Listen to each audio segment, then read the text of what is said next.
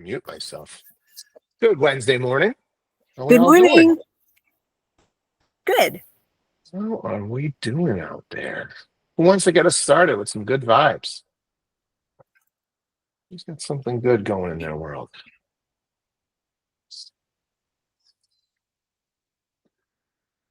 I will share with you, I don't know if you can see that, but I got my real wallet card. My debit card just finally came in. So this will be interesting to see if we can actually go out and use this in the world and see how it interacts with our app, but pretty cool. That is what I was excited for today, to give that thing a shot. Who else?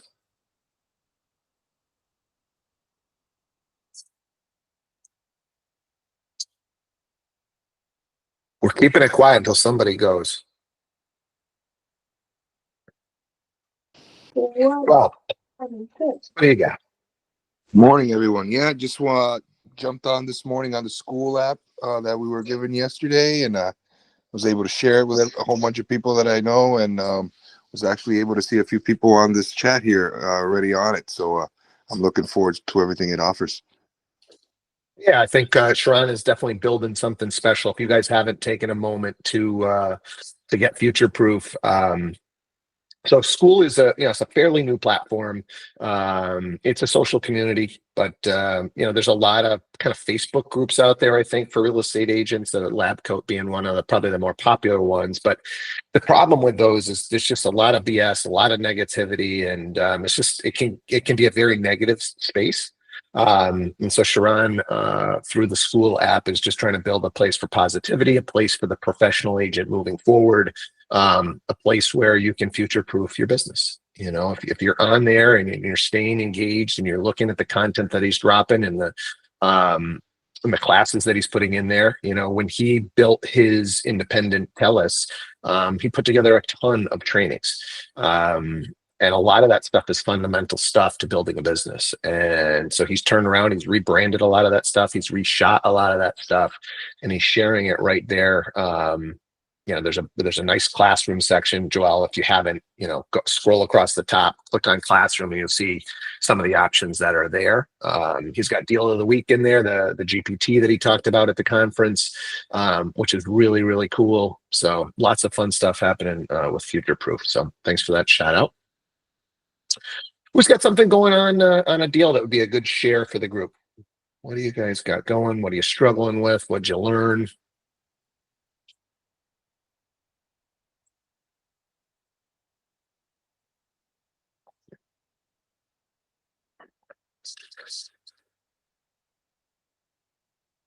You guys make me nervous sometimes. We're not having conversations. We're not doing deals. Martin. So I was at a showing yesterday with a client. Granted, it did take a while. Another agent showed up, and I'm like, I apologize. We're almost done. And I was kind of waiting for her people to show up before we could leave because my client's in a wheelchair. So we had to put the ramps up and stuff like that. And then she's leaving. I'm like, oh, did your people not show up? Just, and she's like, no, I'm just here by myself, but I would have liked a little privacy. It was just her. I guess she probably lives across the street because she walked. So I'm just curious the proper etiquette. Like if usually when other people show up, I'll leave right away saying, hey, listen, there's other people here. But she was there by herself. Her clients there was no clients involved. And like I said, just want to recap, make sure I'm following. You schedule a showing for a listing. You and your buyers show up. There's another agent there when you show up, or they come after? They came after, like a good half hour after. Okay. So you guys are there, you're doing your thing, you finish up, and now that other agent shows up? No, we were still in the house when she showed up because, like I said, my client was in a wheelchair, so I was talking to the husband outside. Yeah, so it would have taken a little while anyway. Okay. To get her out of there. That agent did have a scheduled showing at a given time. Yeah, they had it at 4. Ours was at 3:30. Granted, I admit this took a long time with them because, like I said, this their age and everything, and we were there for almost an hour. I'm not gonna lie. Yep. But I was kind of thinking once her people showed up, I could really kind of push my people along because but they never showed up. Didn't know it was just her looking at the house. So just as far as etiquette, that's all. It's an interesting one. So I see what you're saying. Okay, I got a 3:30 to 4 showing window. Come 4 o'clock. Was it 3:30? Is that what you said, Martin, for your start, or was it 3 for your start? 3:30. 3:30. So yours starts at 3:30, but your client's in a wheelchair, so it's just taking a little bit longer. 4 o'clock comes along. Normally, if there was another agent with their clients there, you'd kind of push your people through and be like, "Hey, our window is kind of up, and if you guys wanted to come back, we could do a second showing, or we could wait until after this showing is done." But since that other agent didn't seem to have any clients, you decided to kind of just linger maybe a little bit longer than you normally would have. Correct. Yes. Okay. And without a conversation with that other agent to be like, "Hey, doesn't look like your clients are here. Do you mind if we just linger a little bit longer?" Well, we kind of went to the other corner of the house to talk. That's all. Kind of like, Okay. I think, everything was seems kosher, especially if there's no other client there. I think the only thing maybe I would have changed is just the conversation. "Hey, what time was your appointment? My people kind of have some interest, and my client is in a wheelchair. It's just been taking us a little bit longer. Do you mind if we just stay a little bit longer?" Maybe just kind of that conversation when kind of my time window was up. I see a couple of hands up. Let's see what the gallery has to say. Lauren, I think you were first. Yeah, so this just brings to mind other people showing up at properties, whether they see their agents, whether they're with clients or not with clients, being very careful of just letting somebody in the house, handing off keys, things like that, because you don't know for sure that they have permission to actually be in that property or that they're actually a licensed agent and something like that. So always safer when you get to the end of your appointment time to say, "Hey, I'll put the keys back in the box when we're done, and then you have access and you'll be able to grab them afterwards." I'm not comfortable just handing off keys to somebody else's property. So I think that one's just the important Yeah, part there. This is a great point, Lauren, right? Like when you're a seasoned veteran in a market and maybe a smaller market, and you kind of know a lot of the agents, and it's an agent that absolutely, I think it'd be okay to hand over those keys. But for the most part, I think on most showings, when somebody else shows up, you probably don't know if they're an agent or what they are, and they can easily act like an agent. And it feels a little weird to give a little bit of pushback, I think. And I would just say, "Hey, you can understand we don't have a relationship," unless they could show you something, a scheduled and showing time, or some sort of something that they actually have the appointment showed, and then maybe not forcing it back into the lockbox, etc. So would love to just hear some more thoughts around this. Jeff and Linda, you guys have your hand up. Okay, I feel very, very strongly about this, and it's not going to be a warm, fuzzy response, but here's the way it works. When you request a showing time and it is granted to you, let's say it's for a half an hour, you have been granted a license to be in that property between the exact time frame that was given you. Anything beyond that, you're basically breaking and entering, and you have no right to be in that property. That's why we get an actual time. Otherwise, people can come and go at their leisure. In the state of Illinois, if you as an agent are in a property for any moments before or after the time that was granted to you through that license, you're subject to a $2,500 fine. So I totally appreciate that you've got somebody who's in a wheelchair and you need more time. Then the appropriate thing to do is to get on the phone immediately and call the listing agent and say, we're running behind here. Do we have authorization to stay in the home an extra, whatever, 10 minutes, 15 minutes, half hour? But if you do not do that, you have zero right to be in that home. You have no right to question somebody else who's coming, who says they have an appointment, and you are wrong, period. So, and this whole business of handing off keys, whether you know an agent or not, is 100% incorrect. You don't have that listing. You don't have the right. You have only been granted a brief license to be in a property from X time to X time. And anything beyond that, you better be getting authorization to be there or get out. So I feel very, very strongly about this. I know I sound like a real, like, tough guy, but it's the truth. And you can say, oh, but in this instance, no, because people can take license with it in all kinds of ways and have, oh, well, we were running late for our appointment and now we're here.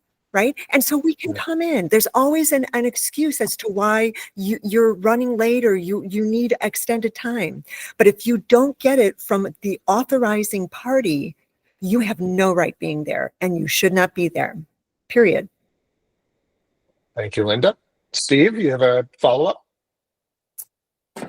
Yeah, this brings up a good point because, somebody in a wheelchair, I have one of my buyers had a knee replacement, little on the slow end. Seeing condo complexes, you got to go around to the middle of the building, then go to the side. Parking's on the other side. And luckily, it was a vacant property that the time wasn't an issue. But this exact scenario that Martin ran into, I was worried about, like, hey, this is a hot property. There's other showings possibly. So I asked for a double block. That way I didn't have that, because I didn't want to feel like I'm rushing or like, hey guys, we got to get going here and, and try to be insensitive. So I think it's a great thing, especially for new agents like myself, hearing what Martin just went through and Linda's suggestions, because I agree with her on that. So maybe just trying to, reach out and say, hey, we need a double block. Here's the situation, wheelchair issue or, knee replacement, elderly 90-year-old with a cane, whatever it is. Because 30 minutes goes by fast, especially if they like the property. So I think maybe just trying to avoid that whole issue. And it's a great thing to think about when you're booking showings. Anybody else with thoughts on booking showings? It's definitely going to happen to you. You're going to be running late. You're going to be showing up early. You're going to be overlapping.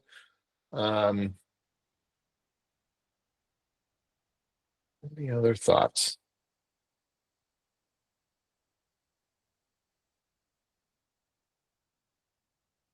All right. Yeah, I think there is definitely concern and there, with you being in the property at the wrong times. But it's going to happen. So you got to figure out how are you going to handle those situations when there is an overlap or somebody else is there. So I mean, me personally, I've definitely especially when I've got a client that I'm comfortable with. And let's say another agent was kind of running behind or something like that, and they got there late, or they had the 3:30 and I have the 4:00, and I'm in there with my clients, and my clients are okay with somebody else looking at the property. Personally, I've let those kind of situations in when I know the other agent. So it's on them if they didn't have an actual booked time. But it's been comfortable for me and it's been comfortable for my clients. It's just been a courtesy because I know there's been situations where I'm going to be running late or we had a bunch of showings. So it's really a comfort level for you. And like Linda's saying, depending on the state, you could be open to some fines and some liability. And so you got to be careful with this stuff. All right. Who else has got something going on one of their deals? It's a great share, Martin.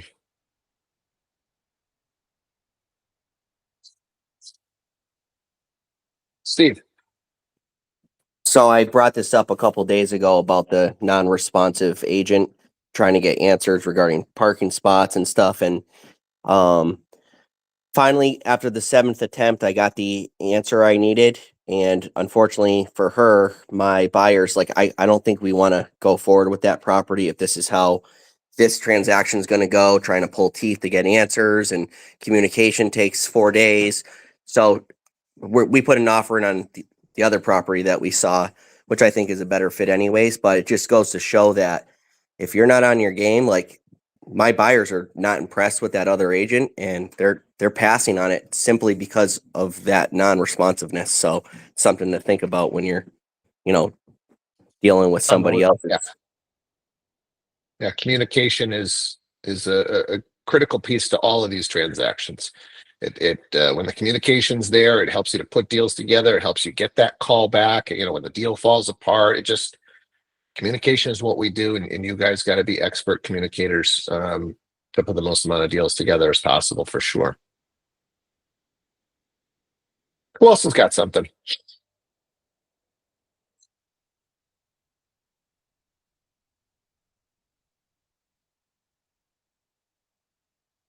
I saw something on kind of just the power of choice, I guess it would be, that I wanted to share with you guys this morning. Let me pull this up and share.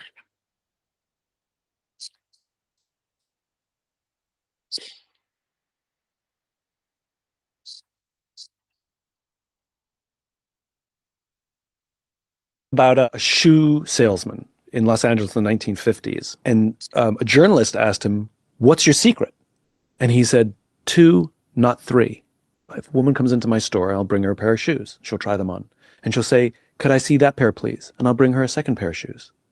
And she said, "Could I also see that pair, please?" And he'll say, "Which one would you like me to take away?" Oh, Because what he found wow. is when they had a choice of 3, they bought none. And when they had a choice of 2, they bought 1. Ah, I love that. Right? 2, not 3.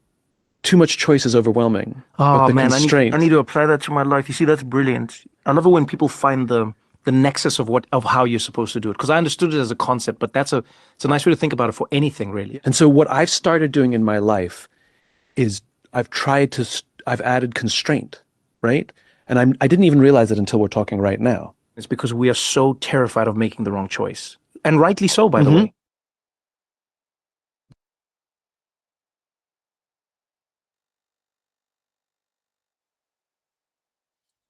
So I wanted to share that, not necessarily, I think it can definitely help with clients. They can definitely maybe get a little overwhelmed, especially now when things are, loosening up a little bit and our clients are going to have a lot more choices. This could be a strategy that you use to help them to narrow it down. But I think just in our lives in general, which is how Simon was kind of finishing that one up, of just having so many things that we're trying to do. I think it was like a Warren Buffett story where somebody was asking him how to prioritize their next year, and he said, "I want you to write down like the 25 things that you want to accomplish, the top 25 things, and then he's like, I want you to circle the top 3 or 4 things that you really really want to do." And he's like, "Now instead of putting the other 22 things on a list, just get rid of them." Right? Because if they're kind of dangling over here, that maybe sort of I could work on that, then you're going to go over there and work on that at some point, or maybe you're just going to do a little bit of work on that. So just getting laser focused on on the few things that you are trying to change in your life. And I thought this was just an interesting way with the shoe salesman story to hopefully get it right in your own heads. So, any thoughts or comments around this?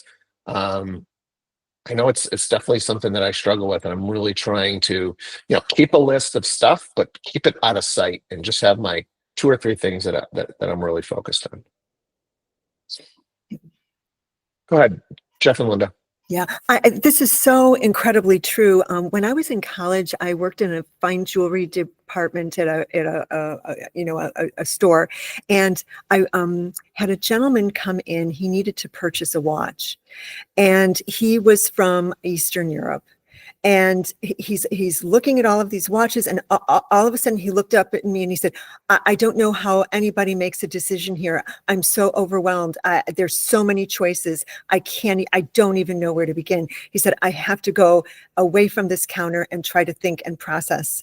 It was just sensory overload, stimulation beyond all reason, and it just paralyzed him. So I think that, as agents, we need to keep that in mind, to just kind of control the process in what we're sharing with our clients, so that they don't get totally overwhelmed and just go into that sort of stunned, I don't even know how to respond type scenario. Yeah, I think Zillow can be a lot of eye candy, right? And for a consumer, it's always like, well, there's always going to be another one. another house is going to come on the market. So it's difficult as an agent sometimes, especially when it's not flying off the shelves. The market that we're about to enter here in 2025 is going to be completely different. So, Chris. I think, like you had just said, Steve, as well, it's just everything in our life, right? Like yesterday, I found there's so many end of year stuff I want to do for my business that I want to get together to go into the January. And as I was making the list of all the things I want to do, like all these wants, it got so overwhelming. I said, screw it, and went Christmas shopping. So I think that it ends up being like just so overwhelming. And it's the same as my house. It used to be that Saturday morning was the cleaning day, and everybody knew you were cleaning for hours on Saturday morning. Well, if I just do your bedrooms on Monday and then maybe help with this on Wednesday, it's just much more palatable, as you said. It's that whole, what's the top three? Like, what's the top three I need to know so we can check it off? And that is a very good point. Thanks for sharing. Yeah. It's how do we really got to get that stuff out of mind, out of sight, out of mind. Don't let it distract us. Focus on a couple of things. So I really am excited because I think, if we do the 26 2-week sprints for 2025, that's going to put some focus for us. We have the one thing that we're working on building into our business for 2 weeks, and all of the other stuff just gets put aside. This is our focus. For the next 2 weeks, we're working on this. So I'm really excited about that, because when you think about that strategy, it aligns perfectly with what Simon's saying here, right? Instead of all the stuff that we heard about at the conference, or that you've just heard about in general recently. You got all these things that you want to implement in your business. Let's get it laser focused and let's do it together. What else? We got time for one more topic. What's going on in your deals? I can share with you, I took a quick look at the news, and this was interesting. So the Northeast is home to Zillow's most popular market for the second year running, with Manchester, New Hampshire being the most popular city for 2024. So Zillow's top 10 most popular markets of 2024 is Manchester, New Hampshire. There's Illinois, Rockford. Shout out to Rockford, Jeff and Linda. I don't know if you guys were anywhere near Rockford, but number 2 on their list. Stamford, Connecticut, Columbia, Maryland, Bridgeport, Connecticut, Allentown, Pennsylvania, Peoria, Illinois. Illinois hitting the top 10 twice. Then New Haven, Waterbury, and Sunnyvale, California. So one California town. But yeah, I thought that was interesting. A lot of interest in New England. Are those big markets, Linda? Rockford and Peoria? Absolutely not. They're considered armpits of Illinois. So I guess that kind of then, there's only so much land and so much expansion that can be done in Illinois, unlike down here in Florida. And so now they've been going further and further out to find, and so it's just rational, logical. It makes perfect sense. And these are great opportunities. But it's going to take a while for them to have any sort of great appeal, other than maybe we can make a lot of money here. Yeah, it's interesting that you say that, because if you continue on in the article down to this paragraph here, so the majority of this year's most popular cities were, they call them exurbs. I've never even heard this term, exurbs. Yeah, that means you want to exit out of there.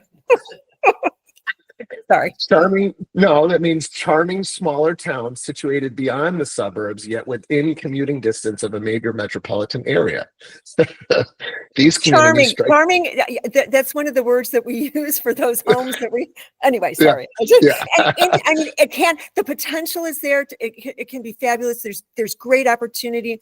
It could take a little time, but everybody's looking for where the next opportunity is, and so they both of these places do present opportunity, but right this moment they're not like you'd be like, oh heck yeah, that's awesome, that's very sexy. Yeah. Interesting. So well, why don't we just wrap it up with the trainings that are available today? Let me fire those up on the board for you guys. Calendar of training. So let's see what we got today. So we got the investor agent playbook. We have not seen this one come up since we've been doing this. So for those of you guys that are looking to do maybe some investing in 2025, probably a good training to take. Video lab, which is, I'm assuming, we're talking about doing more video. So the video lab would probably be something that you want to jump on if you haven't been comfortable in camera or you're looking to up your game. Real conversions. I assume this is like objection handling, etc. Another investing. So I guess today is investing day. Invest like a Titan. And then niche domination. So some different ones that we haven't been seeing on the training board. I don't think we've seen most of these before. So some interesting opportunities out there. Again, would love for you guys to take some of these and then maybe come back to the call and share a little nugget of something that you learned. So again, we'll wrap it up a little early today. Appreciate you guys jumping on. Go have yourselves an awesome Wednesday, and we'll do it again tomorrow morning. Take care. Thank you so much. Everybody have a great day. See you tomorrow. Ah. Bye, everyone.